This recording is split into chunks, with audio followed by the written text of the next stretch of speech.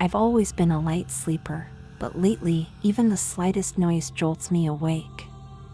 It started a few weeks ago when I moved into this old Victorian house.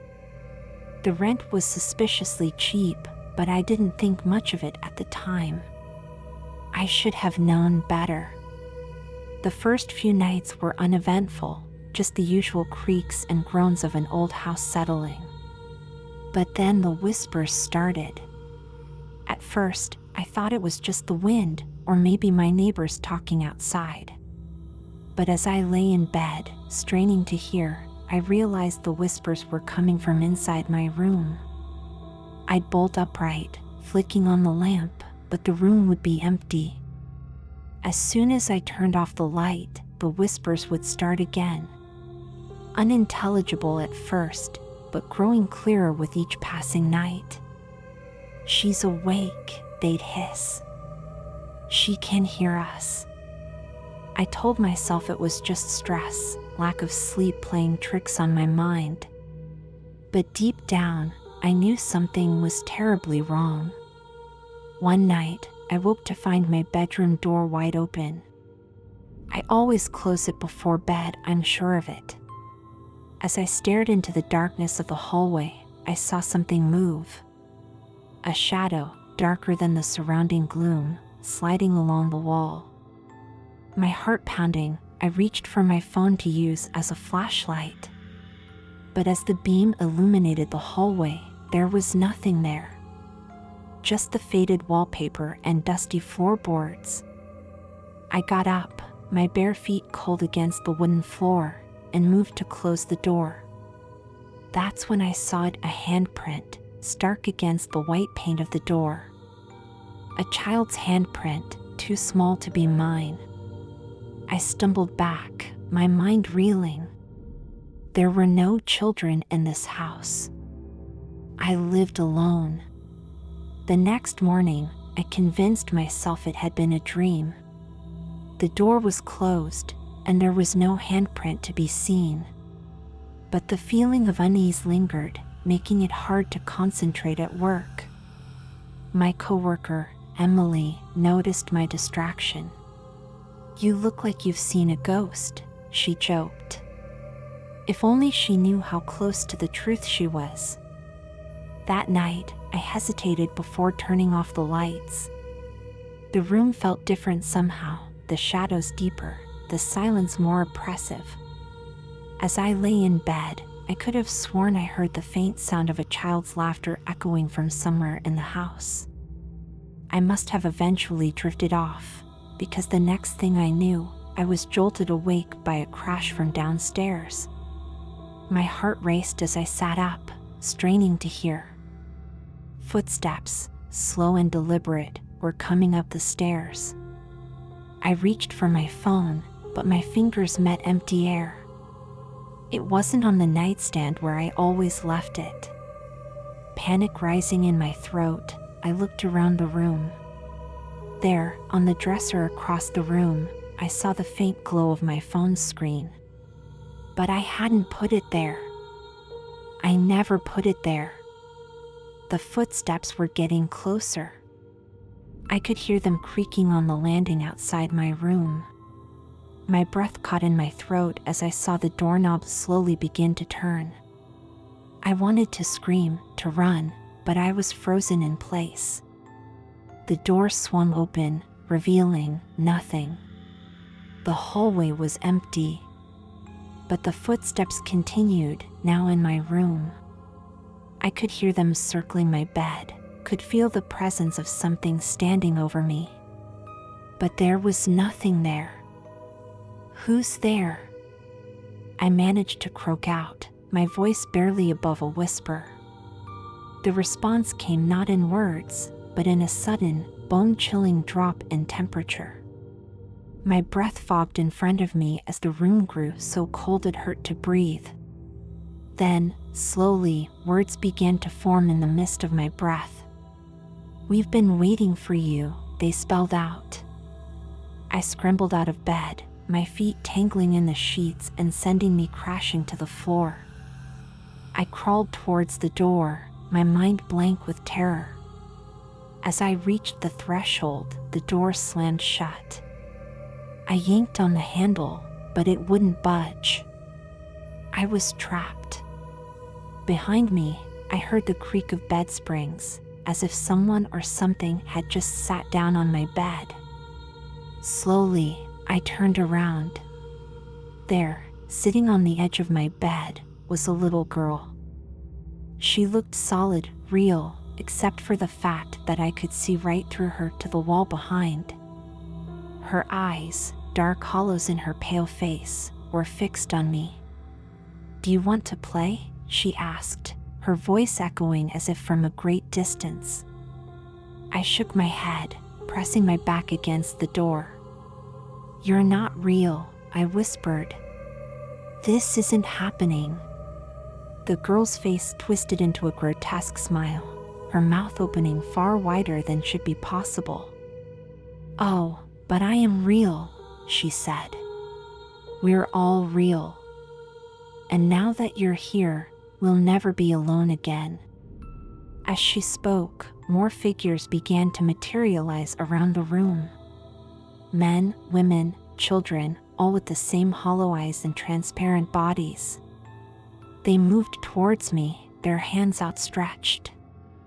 I screamed then, a primal sound of pure terror. I pounded on the door, begging for help, for anyone to hear me. Suddenly, the door gave way, and I fell backwards into the hallway. I scrambled to my feet and ran, not daring to look back.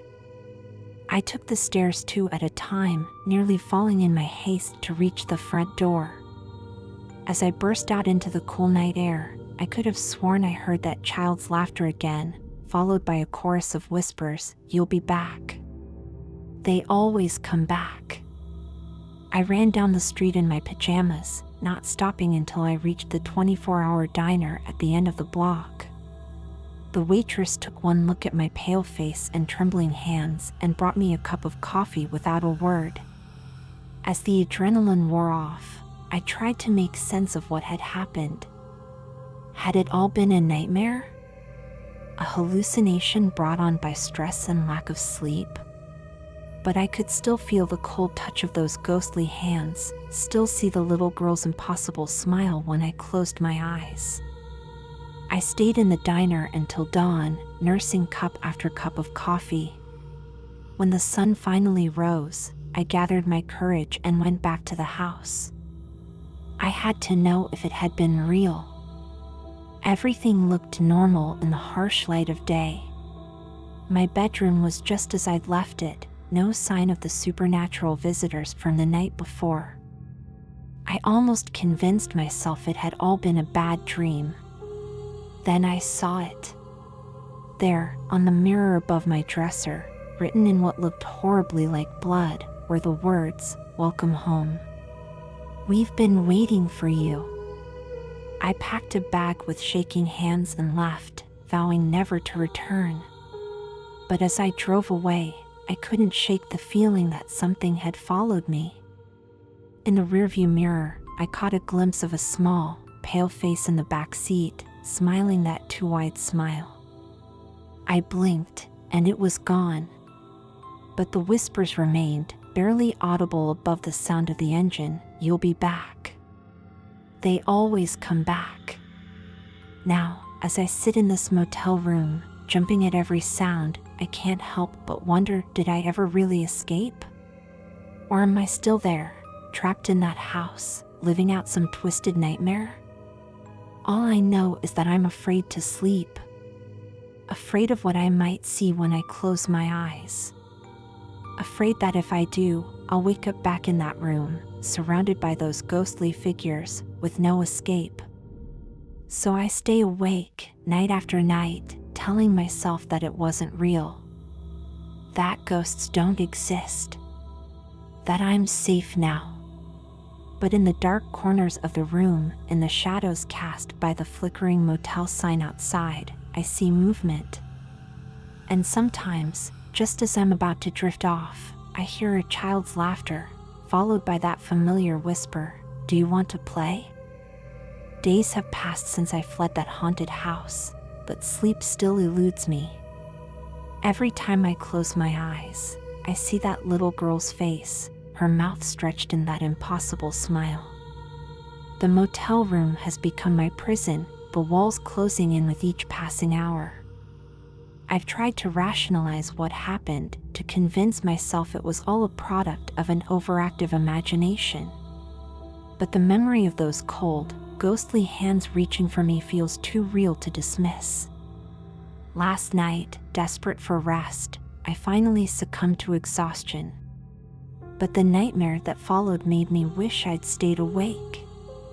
In the dream, I was back in that house, standing in my old bedroom. Everything was exactly as I remembered it, down to the blood-stained message on the mirror. But something was different. The air felt thicker, charged with an energy that made my skin crawl. "Welcome back," a voice whispered, and I whirled around to find the little girl standing behind me. Her eyes, once hollow and dark, now glowed with an eerie blue light. "This isn't real," I said, my voice shaking. "You're not real." She laughed, the sound echoing unnaturally in the room. "Oh, but I am. We all are. And now, you're one of us." Before I could respond, the floor beneath my feet began to ripple like water. I tried to run, but my feet sank into the wooden boards as if they were quicksand. The little girl watched, that terrible smile never leaving her face, as I was pulled under. I woke up screaming, my body drenched in sweat. For a moment, I was disoriented, half expecting to find myself back in that hellish house. But no, I was still in the motel room. Safe. Or so I thought. As my eyes adjusted to the darkness, I noticed something on the mirror across the room. Words, written in the same blood-red script I'd seen in the house: "You can't escape us." I scrambled out of bed, fumbling for the light switch. When the room flooded with harsh fluorescent light, the writing was gone. But the feeling of being watched remained. I couldn't stay here. I had to keep moving. Maybe if I got far enough away, these things would leave me alone. I checked out of the motel at dawn, ignoring the concerned looks from the receptionist. I must have looked a mess, with dark circles under my eyes and yesterday's clothes rumpled from tossing and turning all night. As I drove, I tried to plan my next move. I couldn't go home, my apartment was too close to that house. I couldn't go to friends or family, I didn't want to put them in danger. So I just drove, putting as much distance between myself and that town as possible. Hours passed, the landscape changing from urban sprawl to rolling countryside. My eyelids grew heavy, the lack of sleep finally catching up with me. I knew I should stop, find another motel, but the thought of trying to sleep again filled me with dread. Just as I was considering pulling over to rest, I saw a sign for a small town ahead. Maybe I could find a diner, get some coffee, clear my head. The town was tiny, just a main street with a handful of shops and houses.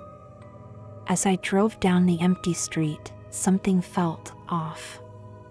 The buildings looked old, weathered in a way that spoke of decades of neglect. But hadn't the sign said this was a new development?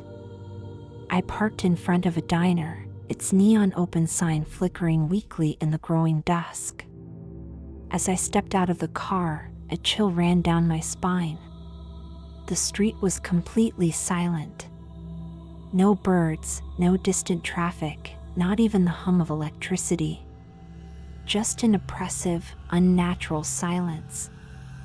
The bell above the diner door jingled as I entered, the sound jarringly loud in the quiet. The interior was like stepping back in time. Red vinyl booths, a jukebox in the corner, a counter with chrome stools. And at that counter, a single patron sat hunched over a cup of coffee, As I approached the counter, the man turned to look at me. My blood ran cold. His face was gaunt, almost skeletal, with eyes that seemed to glow faintly in the dim light. "We've been expecting you," he said, his voice a dry rasp. I backed away, my heart pounding. "What is this place? Who are you?" He smiled, revealing teeth that were just a bit too sharp. "Don't you recognize us? We're your new family." The door behind me slammed shut, and I whirled around to see the little girl from the house standing there, still in her tattered white dress. "You ran away," she said, pouting. "That wasn't very nice. But it's okay. You're home now." As she spoke, more figures began to appear. They flickered into existence like bad holograms, men, women, children, all with the same hollow eyes and two wide smiles. I recognized some of them from the house, but others were new. All of them were advancing towards me. "No," I whispered, backing up until I hit the counter. "This isn't real. I'm dreaming. I have to be dreaming." The little girl giggled, the sound like breaking glass. "Oh, this is very real. And now you'll never wake up." I closed my eyes, willing myself to wake up. This had to be another nightmare. It had to be. When I opened my eyes, I was back in my car, parked on the side of a dark, empty road. My heart was racing, and my clothes were soaked with sweat. Had it all been a dream? I looked around, trying to get my bearings. There was no sign of the town, no diner, no ghostly figures. Just miles of empty road stretching out in both directions. Relief washed over me, followed quickly by exhaustion. I needed to sleep properly this time. I'd find a motel, a real one this time, and try to get some rest. As I started the car, movement in my rearview mirror caught my eye. There, in the back seat, sat the little girl. Her eyes met mine in the mirror, and she smiled that impossible smile. "Did you really think you could escape?" she asked. I screamed, fumbling with the door handle. But before I could get out, everything went black.